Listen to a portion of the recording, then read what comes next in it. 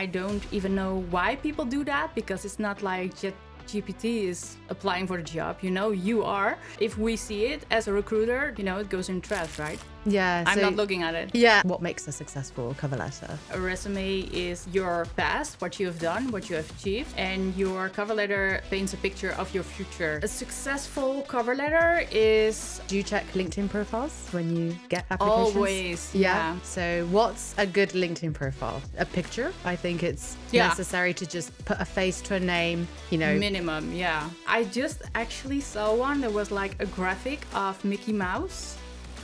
And I was like, what?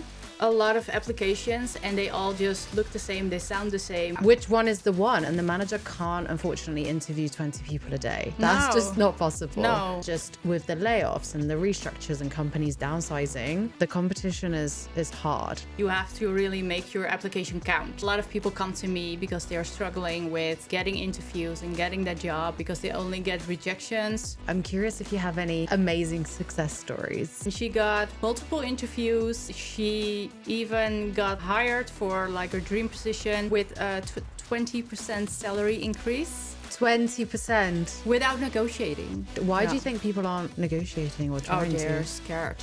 They're just scared, and they don't know how to approach it. Never accept it on the phone, and also never accept the first offer. And the reason why you don't want to accept it over the phone is because I'm shocked that you're an introvert. I always was very afraid to say certain things because I was always busy in my mind. What will they think if I say this? What will they think if I say that? I just had to say like, fuck the world, I am who I am.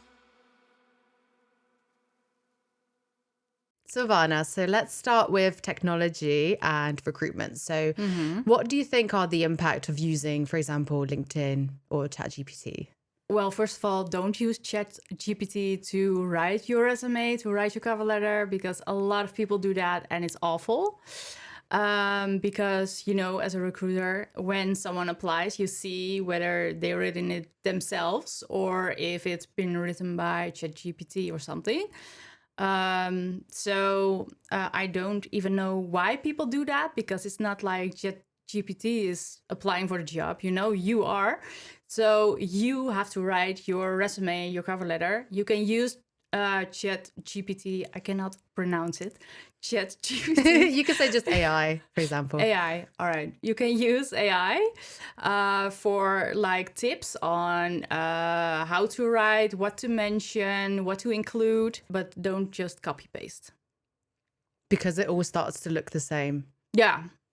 It all looks the same. So if we see it as a recruiter, that's been, it goes in trash, right? Yeah. I'm not looking at it. Yeah. Have you rejected people flat out definitely, because of the applications? Yeah, I'm not taking you seriously. Yeah, because it just uses words that you don't normally use in your vocabulary. Yeah. And it's just like the basic story, you aren't using the cover letter as you should use the cover letter, because you use the cover letter on explaining what the match is between you and the company. So that's not really a thing that ChatGPT can do, AI can do. So what do you look for specifically in cover letters? What makes a successful cover letter? A successful cover letter is starting with telling who you are and why you are right for the role. And then you are continuing with why the company is a good fit for you. And you're ending it with why the two of you together, and that's the essence of why a company would hire you. Yeah. And of course, you end with a call to action so that they can contact you. Yeah. Because that's what you want. Yeah.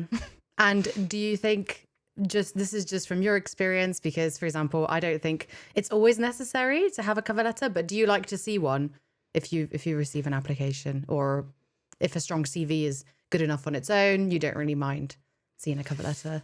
No, I actually always want to see a cover letter. I also read, applications when it's just a resume or just a CV.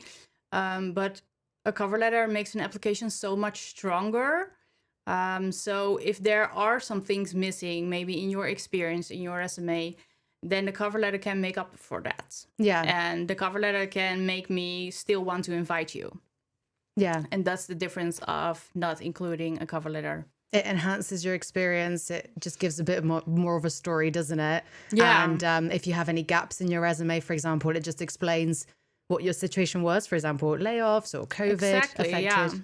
Yeah, so you can explain everything that is in your resume. And a thing that I like to say is a resume is like your past, what you have done, what you have achieved. And your cover letter paints a picture of your future. So that's really where you want to go. Yeah. So that's really, yeah, that's how people get to know you. And you can really use that cover letter to express your passion and your enthusiasm for the role, which you really can do really in your resume. Yeah. So you can use a cover letter for so many great things. And you can also, do you check LinkedIn profiles when you get applications? Always, yeah. Yeah, and that's another thing that people don't take LinkedIn seriously enough because there are a lot of people that don't even have a LinkedIn profile or like an empty LinkedIn profile. And if you get like an application and you're impressed by the resume, the cover letter, you check them on LinkedIn and it's like an empty profile. What are your thoughts? Yeah. This person doesn't exist or they don't what's use going it on? or Yeah, so it is super important to have like the LinkedIn profile working in the background for you to really show who you are and why they would want to speak to you. Yeah. So what's a good LinkedIn profile for you? So of course, a picture. I think it's necessary to just put a face to a name, Minimum, yeah. Yeah, so a good LinkedIn profile has like a lot of things. A good profile photo where you just look at the camera and you smile and not like a holiday pic or holding a beer. Yeah, holding a beer or smoking a cigarette or something. I have seen them all. And I just actually saw one that was like a graphic of Mickey Mouse. And I was like, what? Why would you do that? Oh, so it wasn't even a person. It wasn't even a person, no. Okay. Okay. That's happening in the background. So it wasn't even in person, which is like the worst thing you can do. And also use a banner. A lot of people don't even have a banner on their profile.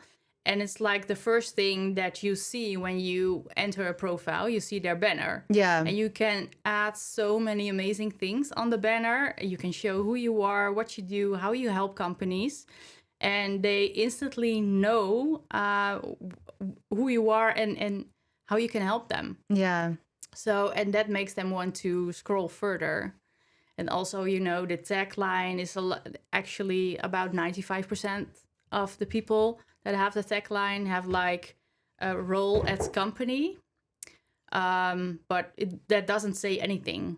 So add a description to the tagline. Explain in a couple of words or a sentence how you provide services or how you help people. Yeah, exactly. And use keywords for that, really think the role that you want to have, how recruiters would search for that role and add that to the tagline because it's searchable. Yeah. And also you can add like some emojis. And a lot of people think, well, maybe it's unprofessional, but it's not really unprofessional. You just have to pick the right ones. Yeah. It would be really weird if you would like work in finance and you would have like an elephant emoji. That doesn't make any sense. But if it makes sense about who you are, then because if you're working with elephants, sure, add an elephant emoji, so that's really important. The About Me section, you really have to take advantage of that and really explain who you are and what your achievements are and how you can help them and make paragraphs so it's readable. In the summary section. Yeah, in the summary section. Yeah. And then your work experience, it's what you did, where you worked, and what your achievements were at that role. Yeah. So make sure to add that. Yeah. Do you prefer bullet points, sentences, or you don't really mind? Bullet points are always the best because it's like it gives a great overview of what you did and what you achieved. And if you all use text. It's like a lot of text. And I know a lot of recruiters, they're not really interested in reading that. So they will just skip it. But if you use bullet points, they will see it right away. And what I also like to do with my clients is make the achievements the achievements that they quantify and make them bold. Yes. So it like pops out. Yeah. And the biggest mistake people normally make in their jobs when they list them on LinkedIn is either write nothing. So the title and the company explains what you've done, which is a really big mistake. Yeah. Or like you said, write a body of text, which is unreadable. It's too much. Or they write the job description. They don't write their achievements. They just say, like, if it's an admin assistant, like typed lots of letters for the company or arranged the CEO's calendar or whatever. And it's like, okay, that's great. We know what that role does, but what did you do exactly? Like, did you add any value to the team and the company? So that's what all your future employers are looking at. Yeah, exactly. Yeah.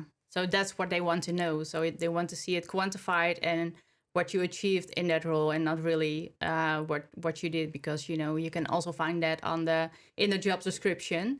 Doesn't make any sense why you would put that in your LinkedIn. Yeah, so. As recruiters, we're quite generalists, I think, as we start out. So we do know, for example, what an admin assistant does and what an analyst does. So we don't need to see a repeat of that in your profile. We just need to see how you're different. Like, how did you contribute and add value? Yeah, exactly. So how are you standing out in terms of your neighbor next door who actually did the same thing? Or your team member who's applying to the exact same position from the same company. Because there are so many of those, so you have to really really stand out in front of the others.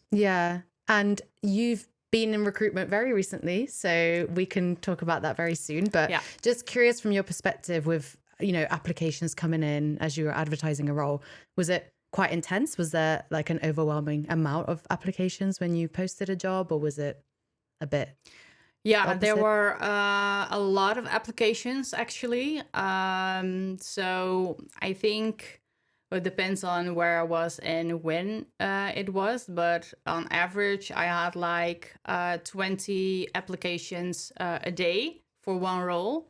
Oh wow. And that was the minimum. So you get like a lot of applications and they all just look the same, they sound the same, so you have to, and when everybody looks and sounds the same, you really have to look at the years of experience. And you don't actually want to look at the years of experience as a recruiter. You want to know which one of them adds value, because the one with 2 years experience can add way more value than the one with 10 years of experience. But you don't know that if they don't put it in their application. So when they don't do that, you are going with the one with 10 years of experience when actually you wanted the 2 years of experience. And if you receive so many applications, it's hard for us, because there's only one position most of the time at the end of the day. So the hiring manager is also doing their daytime job alongside interviews as well. So it's our job to, this is just to kind of explain to people to make them understand what recruiters actually do in their positions. It's our job to really filter through the noise and see like, okay, this person could add value to the company, to the team, could be a culture add or culture fit for the position as well, right? So we're trying to assess all these things. And when we receive so many applications, it is, and if they all look the same and sound the same, it is difficult for us to see like which one is the one. And the manager can't, unfortunately, interview 20 people a day. That's just not possible. No. And we as well, we also can't call like 20 people a day to see who are you exactly and how are you adding value, and do that with the other 19 as well. We can do that. So you have to really make your application count. I guess a lot of people want to know exactly what we do and, how our workflow and process is and what our mindset is when we're looking at candidates like you've just described. So do you want to talk a bit more about your experience as a recruiter before you became a career coach? So a lot of mistakes I saw when I was working as a recruiter was like messy resumes, cover letter, if they even added one that starts with "to whom it may concern," A big pet peeve. it gave me really trauma. Every time I look at that sentence, it gives me the chills. Being late to interviews, not being dressed appropriately to interviews. Yes, a big topic in itself. Yeah. Yeah, it's awful. And also the being on time. Ever since COVID started, we were doing like the interviews online. And I don't know why, but people tend to think when they have like the interview online, they can just arrive like 5 minutes late, 8 minutes late. Doesn't really matter. Not show up at all. No, I have never experienced someone being 5 minutes early to the call. Oh, really? Always late. Yeah. Oh, seriously? Always. Yeah. Not even to test their audio, to No. test the video. No. Whoa. So, huge tip. Log in 10 minutes before the call. I think most of my candidates have been at least a couple of minutes early, and only a few have really? been super late or didn't show up at all and Yeah, forgot, or I had an emergency and didn't tell me. Mm-hmm. Yeah, Yeah. which is also quite bad. So if you're late or not showing up at all, please, I think, tell us even an hour before. That's quite Right. appropriate Yeah. timing, right? People are ghosting so much lately, and they don't care about your time. They don't care that you're just like there, like that, waiting for them to show up. And then after 10 minutes, you think, well, maybe they're not coming. Yeah. And then all your time is in the trash. And that's like the worst thing that you can do, because, you are doing this to the recruiter that's working at that company. But the recruiter isn't staying there forever. So they are also changing companies. And maybe you are going to see this person in the future. Yeah. You are going to need this person in the future. And besides that, it's just rude to do it like this. Of course. Yeah, so it's awful. So, and what I also see a lot, and I didn't really say something about it when I was a recruiter, but I'm trying to give them the advice while being a career coach. Yeah. That a lot of people, they just don't negotiate. They will just get the offer, they accept it, or they don't accept it, and then they just leave. It's black and white. Yeah. Yeah, it's like A or B, yes or no. Yeah. So a lot of people just don't even do that. But, there's like a lot of negotiation space. Yeah. When you give an offer. So I actually try to make everyone negotiate that I speak to. Yeah. And why do you think people aren't negotiating or trying to? They're scared. They are scared that we are saying, well, if you want to negotiate, you are being unthankful. So we are taking this offer off the table. So it's just one chance. They're scared. Yeah. Only the company has all the power. Yeah. Yeah, they're just scared for what might happen, and that might happen. But, why would that happen? We have spent all this time and energy in you, and we really like you, as a candidate. We think you would be perfect for the role that we are looking for. Yeah. Why would we just dismiss you because you are trying to get more money out of it? I agree. Yeah. And I think spending all these hours building rapport with the candidate as well, you'd think, I'd like to think of myself as approachable and that you can ask me anything. We also chase candidates, right? And ask them like, are you okay with this? And, the interview's at this time. Does this suit you? So we're always trying to accommodate.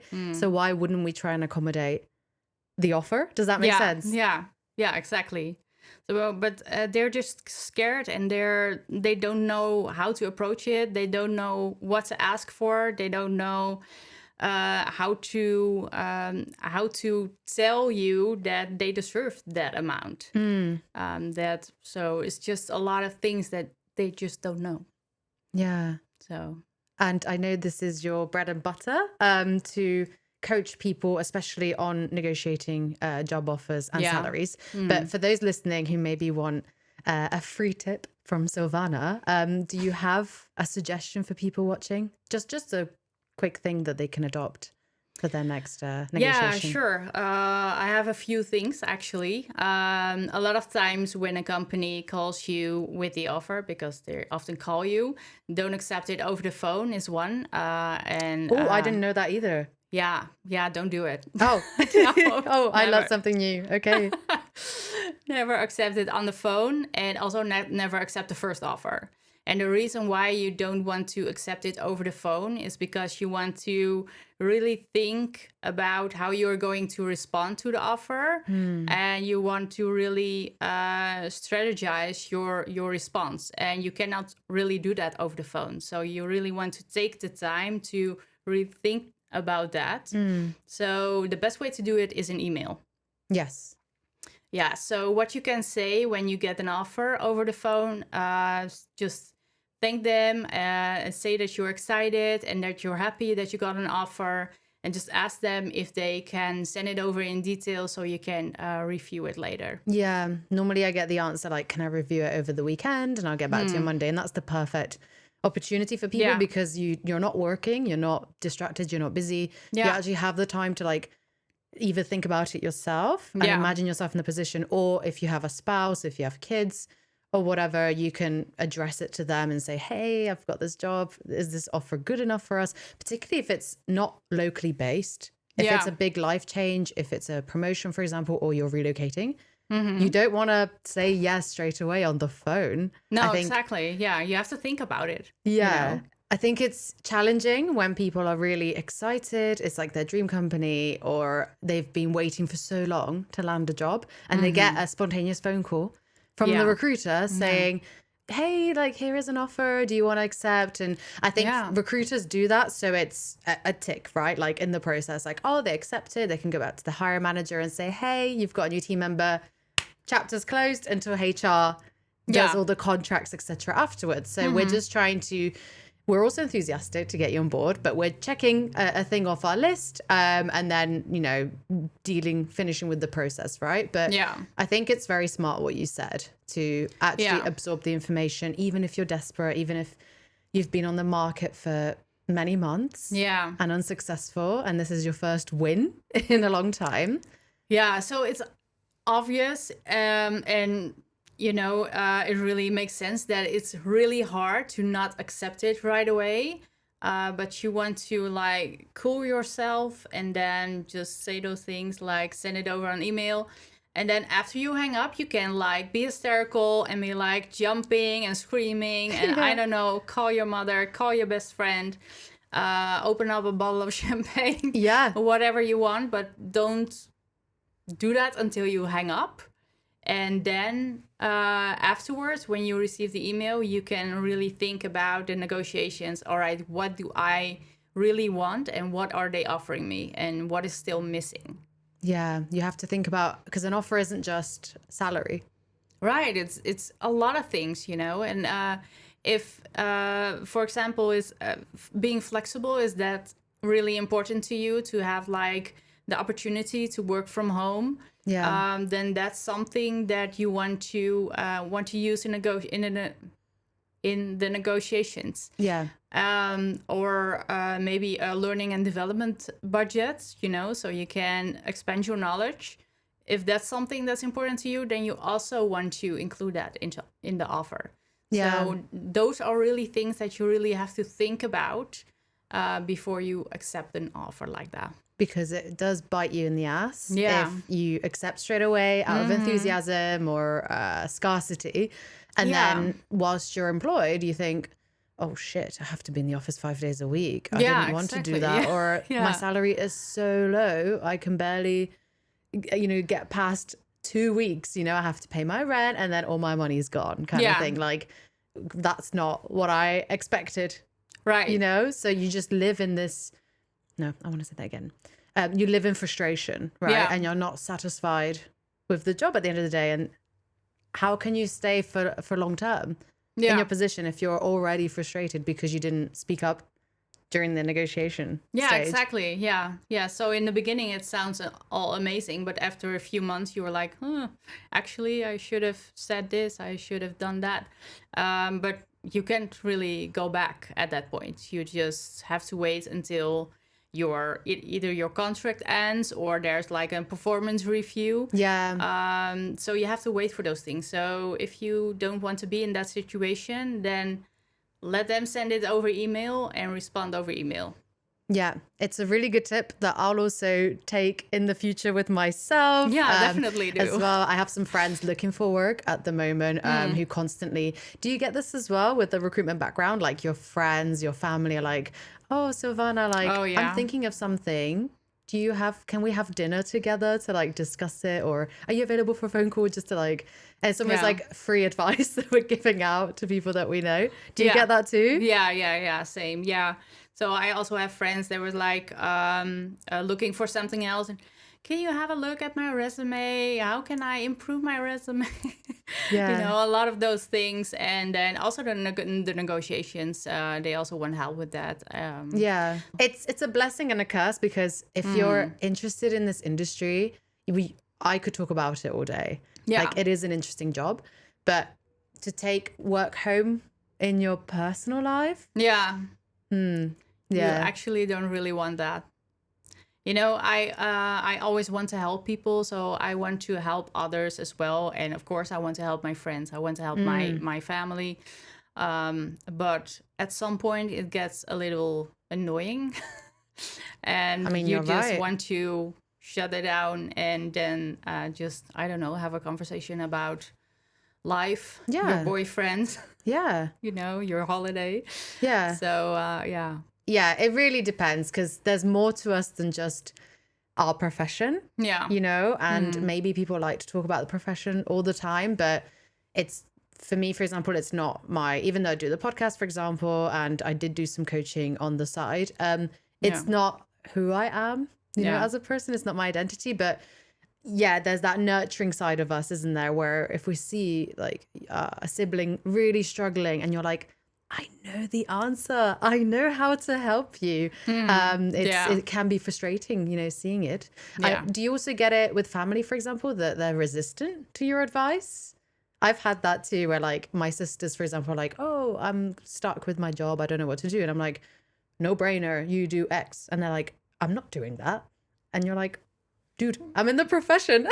Like, have you ever had that situation? Yeah. I was like, people come to me with like a problem and then I give them my advice and they're like, well, I don't know about that. Then don't ask me then. I'm just giving you my advice, how it's been in these past, years that I've been doing this job, and I am giving you my experience, and it's not crappy advice that I'm giving. I'm giving really good advice, and then if you don't want to listen, then stay stuck in your problem. Yeah. I wonder what kind of answer they want, because it's like, what are you looking for? Yeah, maybe just agree with them and say, oh yeah, it's a shitty thing that you're doing. Sorry. Your life is fucked. But talking about more, so we've spoken about your recruitment background, but now talk to us about what you're doing right now with your profession then. So you are a career coach, correct? Yeah, correct. I am a career coach or a career fulfillment coach. And I actually help my clients with everything that they're struggling with. So if they have like a problem with getting like clarity, what kind of career they should be in or they want to be in, but also how to present themselves. I have a client that really struggled with how to explain herself in writing and on her LinkedIn, in her resume, and all those kind of things. And she really struggled with that, and I helped her a lot with that. And now she can really do that, and she can really express herself and tell them what she did, what she experienced, what she achieved. And she really couldn't really do that before. It was really difficult for her. When I had a look at her LinkedIn, how it was before, it was like her work experience was like a whole resume per job. Oh, So it was crazy. So I told her, well, you have to like cut it down a little bit. So you have to summarize it, and she really struggled with that. And in the end, she did it, and she was really feeling confident about that.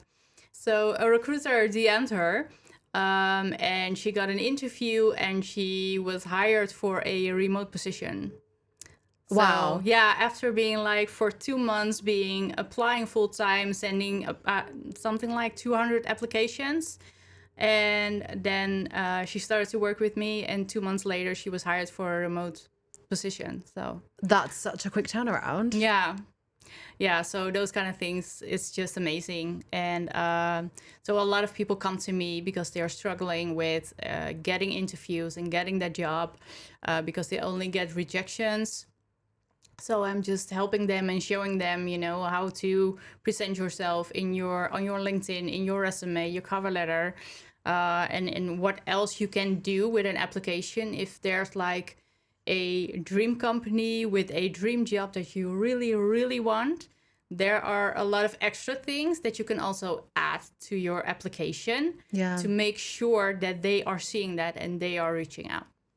So yeah, it's been a lovely ride with all of the clients. Absolutely. And Yeah. there are so many amazing reviews on your new website that you've launched in March, correct? Yeah, And also on exactly. your LinkedIn, it's just sparkling with so many good reviews. You've mentioned one example already, but I'm curious if you have any highlights or any like amazing success stories. Yeah, definitely. So there was one client who came to me actually because she just wanted help with her resume. So that's what they all want. They all seem to think that it's just a resume and nothing else. So I had a conversation with her, and she decided to work with me on the Dream Application Package. And we started with our first call, and it was about personal branding, about LinkedIn. And I sent her my personal branding workbook. She worked on that, and afterwards she implemented those things into her LinkedIn. And even while she was implementing those things, she always no, she already got like DM'd by a recruiter with an invitation for an interview. So that was like I believe 2 weeks after we first spoke, she already got that. And her LinkedIn wasn't even done yet. It Yeah. was just like the bottom, or no, the top page. So that wasn't really the role that she was looking for, but it was amazing that she got an invitation. And so she started working with her resume, her cover letter, and like I teach my clients using the ASF framework, which is the applicant sales funnel, because it's really a sales funnel actually that you have to go through before getting that invitation. Yeah. And she got multiple interviews, and she even got like hired for like a dream position with a 20% salary increase 20%. without negotiating. She didn't even negotiate. Yeah, Wow. so that was that. It gives me chills even Yeah. talking about it. Yeah, Yeah. And the fact that she was being scouted even yeah, before she'd finished yeah, the sessions with you, it yeah, just speaks volume, doesn't it? With yeah. just changing very simple things like a more professional photo, a better Exactly. Yeah. tagline, a banner that actually gives an example of what you do. It just Mm-hmm. shows that that's essentially like, I try to see it as like a book cover almost, or Yeah. like a magazine. Yeah. If it's not catchy enough, I'm not going to pick it up. Yeah. Do you know what I Exactly. mean? Yeah. Yeah. Yeah. So she just had to make a few changes on her LinkedIn, and that was actually already enough for her to really get that message. It wasn't really what you wanted, but that's fine. It's really amazing for your confidence if you only get rejections at first, Yeah. and then you are adjusting some things on your LinkedIn profile, and immediately you get like a message from a recruiter.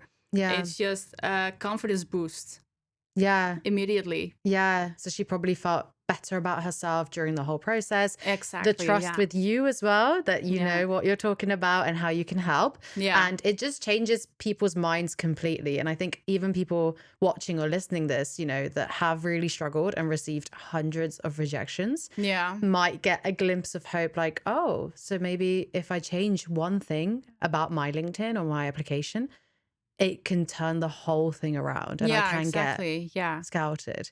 Yeah, there are so many possibilities, and it doesn't mean if you get like rejections right now or have been getting rejections, it doesn't mean that you will get rejections for the rest of the year, Yeah, you or the rest of know? your life. Yeah, Yeah. exactly. Yeah. So just make a few changes, like I said in the beginning of the podcast about your LinkedIn. What is important? You know, the banner is such an improvement. Yeah. So start with those things, and then you will see like the views going up, and that Yeah. a lot of people are just looking at your profile way more than before. Do you think it's because they're adding more attention to detail? You know, if someone has a more personalized banner, actually explaining what they do, a catchy title that's either funny or interesting or it paints a really good picture, do you think it's just because it just adds a bit more oomph to like the profile as opposed to it being really generic, that it kind of gives us a picture of like, oh, maybe they're going to stand out in their employment as well? I think that subconsciously we're thinking like that as recruiters, Yeah. right? Yeah, exactly. And it's also because they use their personal branding, it shows why they are different from the others. So Yeah. that's a major thing. Yeah, and personal branding is such a buzzword at the moment. And oh, candidates hate to hear it because they think, oh, I great, know. I'm applying for work and now I have to be a marketing Yeah. specialist to get a job, which is like a very basic thing. And I think, yeah, 20 years ago, you could just, you know, even look at a magazine or a newspaper, circle a job, call the company, and then Yeah. get the job. But it's just with the layoffs and the restructures and companies downsizing, the Hmm. competition is hard. Like you Yeah. said, 20 applications every day for Yeah. one job. And we look after 10, 15, 20, 30 positions in Yeah, one exactly. time. Yeah. Yeah, So so it's crazy. So the world has changed, and you just have to implement that change into your own application, and then it will work. yeah. And I don't think it's okay, you got to work on it for like an hour or 2 hours to like go on Canva or something, or hire someone to make your banner. And also you spend some time doing your summary and then put in your, you know, job bullet points as well in Yeah. your job descriptions. And that's it. And then all you have to do is just update it every few months or something. So Yeah. it's just a one-time thing. I think people don't realize that they don't have to become like superstars and extroverts and like top Yeah. voices. No, exactly, Yeah. exactly. And people also, a lot of people think that they have to be like extroverts, otherwise they can't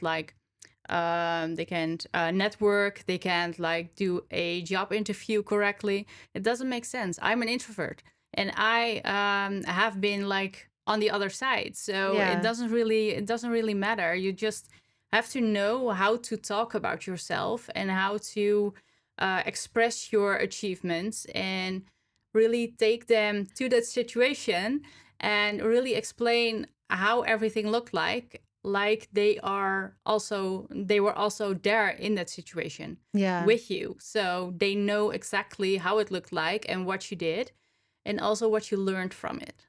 Yeah. I'm shocked that you're an introvert because Yeah. you're here today. This is quite a bold thing to do. Yeah. You seem to really network and socialize. You're so active on LinkedIn as Yeah. well. And you seem really communicative and talkative. Did you have Mm. to break out of your shell a bit more to do that? Or can you be an introvert and also very socially active as well? I'm just curious from like your own experience.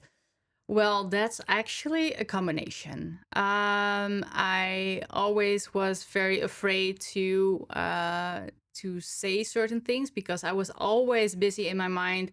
What will they think if I say this? What will they think if I say that? I was continuously busy with those things, and then that took so long that it didn't really make sense to say anything anymore. Yeah. But yeah, you can be an introvert and do these kind of things. You know, you don't really have to be an extrovert. You don't have to take the stage and take the microphone and like tell about yourself. You don't have to do those things. I just had to say like, fuck the world. I am who I am, and I'm going to be who I am, and I'm not wanting to be someone else that I'm not. So if you are trying to be someone else that you're not, it eats up your energy, and you're like, you are just dead within an hour after like a social event. So Yeah. be who you are and make no excuses. Yeah. Being a coach is very social. So I was just curious, like, what was it when you were in the recruitment industry that like switched your mindset from like, oh, like I want to do this process and like kind of keep to myself, and then I'm gonna go out in the world and like actually help people and Being like a recruiter was never really on my mind, you know, before. But I always worked social professions. So before I was a recruiter, I was a hotel receptionist. So I was always like talking to people. They were checking in, you know, making conversation. So I actually always did that. And after I became a recruiter, I really learned how to how to do the interviews, you know, what questions to ask, those kind of things. And I know when I'm like personally in a social situation, I have been like doing the speed dates kind of thing. mm, It's crazy, but you know, I know that when I'm there, I'm feeling so awkward. But what I do when someone comes to the table, I'm just turning my recruiter switch, and I'm just like, there, you are my candidate. yeah. I'm the recruiter, so tell me, where do you come from? Yes, You yes. know, you can actually implement that into like your conversations at different situations. Okay. Yeah. So it's Yeah. like just a mindset switch, Yeah. Yeah, essentially. actually, yeah. Yeah, I Yeah. have the same. I think I sometimes, if I go to a party, for example, or something, I do get major social anxiety. I went to Yeah. an event in Munich the other day, Mm. and it was like for LinkedIn, and it was a LinkedIn dinner, and they kind of sold it to me like, oh, it's this like business casual thing, and it's a dinner. And when I turned up, it was like Oktoberfest. It was thousands of people in one room, and I didn't know anyone. And I'm an extrovert, actually. So I normally can wiggle myself through these situations and Yeah. kind of find one person and then find a group and talk to everyone. But Yeah. they were all speaking German. So I had the Oh, well, language that barrier helps. situation. And I didn't know anyone there. So I was like rummaging through my brain, like, okay, recruitment brain on. So I was like, okay, let's just find like one person who's alone, and then maybe like, yeah, just ask them what they do, and then if they're in recruitment or if they're entrepreneurs or something. And then Yeah. I'm a podcast host, right? Like I can do that. Yeah. But everyone was just, it was just the most overwhelming thing I've ever been through. And it was just, yeah, nothing really changed, or I had to just remove myself from that situation.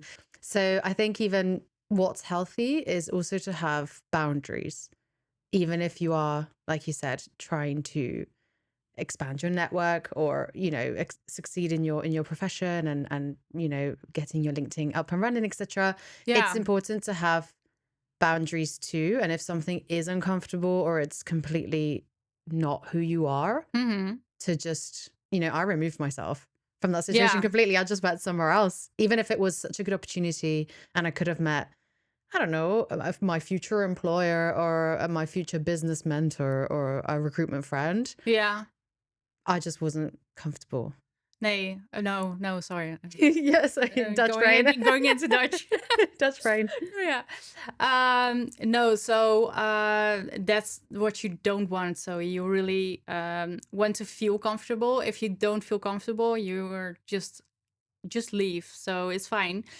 And when you're like an introvert, and introverts always think, well, networking, I have to like go to an event and talk to people that I don't know, and then I will just be in a corner like a crazy person just looking at other people, and they don't have to do it like that. We have LinkedIn. LinkedIn is amazing, and it's online. You can do it from the comfort of your own chair at your own computer. You can look people up, just send them a message. You don't really have to explain who you are and why you're here, but just send a short message why you would like to connect with them. And that's how you network on LinkedIn. So that's super easy, and you can just be at home, comfortable.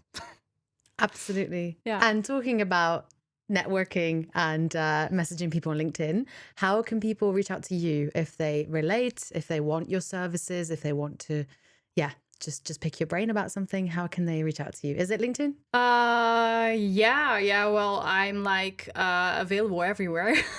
TikTok, right? As well? TikTok also, Instagram. But LinkedIn is actually my platform that I'm just living on. And so you can always best send me something on LinkedIn. Just send me a connection request. That's fine. Yeah. And we can just have a conversation. And TikTok and Instagram, you post about advice in general? Yeah, I post just a lot of tips, advice, how to deal with certain situations, how to create that LinkedIn profile, that resume. Yeah, just those kind of things to consider when you're having an interview, when you're doing negotiations. They can all find that on my TikTok and my Instagram. Perfect. Maybe just to wrap this up as well, I believe we didn't touch base on interview techniques, right? We only touched base on video interview, like etiquette. Yeah. Was there a specific piece of advice that you had about interviews? So like physical ones? Well, one really big tip that I can give about interviews is like you always get the question on what are your weaknesses, Personally, I hate the word weaknesses. I don't use it. I use points of improvement because it's just way more positive than the weaknesses. But really give them something that's also like positive. So what I used in the past was like, I'm a perfectionist. And why that's kind of annoying is because you want to do things in a perfect manner. Yeah. So you are taking way longer about a task than someone else might do. But you are wanting to do that task perfectly. Yes. And no company is going to complain about you doing a task perfectly, but maybe taking 10 minutes longer than someone else. Yeah. So those are things that you should use as a weakness. I know a long time ago, when I was like 18 or something, I had an interview at a clothing store. And they asked me my weakness. And I told them that it was really hard for me to get out of bed in the morning. Which is a real like thing. I think a lot of us struggle with that. I still do. Can I say that? Is that going to jeopardize my job? Yeah. Right. So, and what did they say about that? I don't know anymore.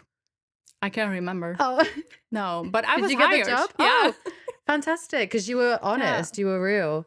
Yeah, maybe. Yeah. But don't do it. No, but you could spin that and say, well, I would say like, okay, I struggle to get out of bed in the mornings, but then what do I do to combat that? I set a very loud alarm far away from me so I can get up, turn it off. I make myself a very strong coffee. I think it's about how you overcome the weakness or the challenge. Yeah. How you explain it. Yeah, definitely. Instead of, I can't get out of bed in the morning. So, because I think people are quite creative with that. I don't ask that question ever, I think, in interviews. I think it's just counterproductive. You can say something like, instead, what's a challenging thing that you've overcome in a project or something, instead of I think saying what are your weaknesses turns the interview a bit negative, because you're trying to find faults in the other person. Right, exactly. Yeah. That's what I believe as well. So I would never ask that. No, but I know a lot do. Still. Yeah. I think it's a really outdated question. It is, but people just think, well, this works, so let's go the next 20 years. Yeah, because I think if people just tackle it with, because you have to be authentic in interviews, right? Yeah. And tackle every question with honesty, but then you're meeting a complete stranger, and trying to sell yourself for a job.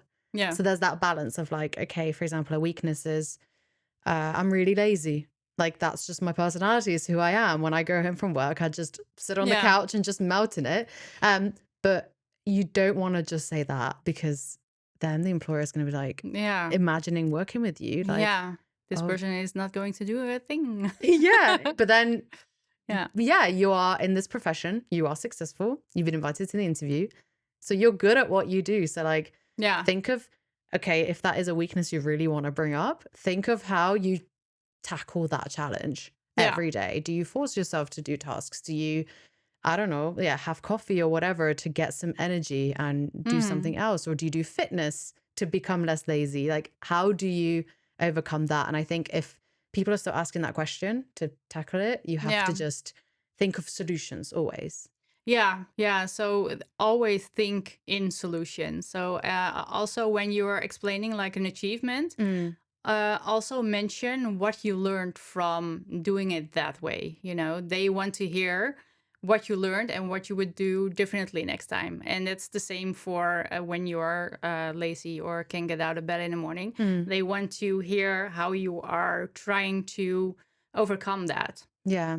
So that's what they want to hear. So Yeah. use that. And what about if an interview is like 30 minutes, for example, and you're quite cut short on time and you have to try and like articulate yourself? Do you have any like pieces of advice for this? What you can do is like take 2 or 3 core competences from the job description that you know that they're aiming for, that they want, and really think about the achievement that you have in that core competence. And also, like I said before, the situation that you were in, how did you tackle it? What were the results of it? What did you learn from it? And if you have that from those 3, you can easily be done within maybe 15 minutes, and they know how awesome you are. So Yeah. And is this to think about this on the spot or prepare prepare. before, write it down, Yeah, memorize? definitely prepare. Yeah. Yeah. And not just like one example, but like maybe do it for your whole, Yeah, like, I would do like 2 or 3. Yeah, because one is actually too little. yeah, in case they want to specifically ask, like, oh, so not this job, but the one you did last year, for example, the year Yeah. before. And then if you're just ready for the current position, you're going to be like, yes. And Yeah, then just exactly. Yeah. babble on. Yeah. And people get nervous, in Mm, interviews. So just prepare at home so you know what you want to say. And so you don't get like a blackout or something, and you know how to give them like, I'm awesome. yeah, absolutely. Okay. So thank you so much, Sylvahna, for coming on the show. I'm sure a lot of Thank you. people have learned so much from you. And I think your inbox is going to explode Well, after I this hope as well. so. I hope so. What's your capacity with regards to coaching clients at the moment? Are you quite open or?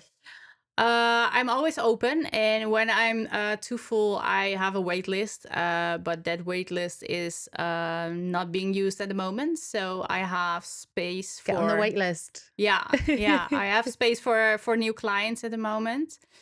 So yeah, just reach out, and look forward to talking to you. Thank you so much for coming on the show, Sylvana. Thank you for having me.